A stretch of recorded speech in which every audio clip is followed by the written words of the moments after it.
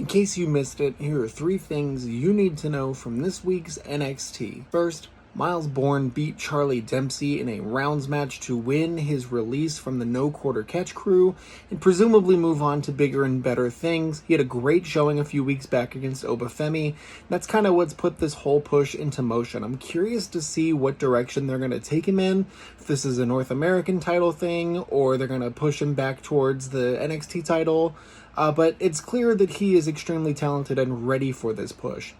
And I think something like this might give No Quarter Catch crew a bit more to do because Charlie Dempsey teased a really heavy heel turn throughout this match. Or this is going to be the end and they're going to put him out on his own, maybe finally team him up with his dad, William Regal, as his manager. But all in all, I thought this was a really effective match and segment.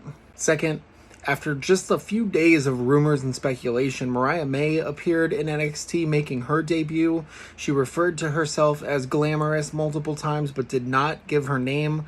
No one on the broadcast said her name, so I don't know if this is going to be a Ricky Saints situation where they switch it a bit, or if they're waiting to confirm a name, or what the deal is going to be. But obviously, what a huge shot in the arm to the women's division this is for NXT, who just lost Stephanie Vaquer, Julia, Roxanne Perez, likely Jordan Grace sometime soon. So they absolutely needed talent, and they are adding huge talent with Mariah May. She is probably going to speed run this NXT women's division.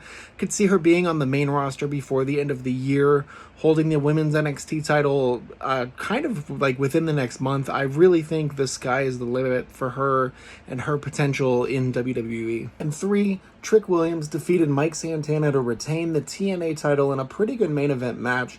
Trick did get help from First Class, the faction over on TNA, so it seems like they're going to put some guys with him to have a little bit of a faction going, and I like this move. I think that's a good pick to pair up with him, but Mike Santana was awesome here. He really impressed. The crowd was 100% behind him. It's disappointing that such a good match would end in a non-finish, but it also wasn't like Trick was losing this first defense.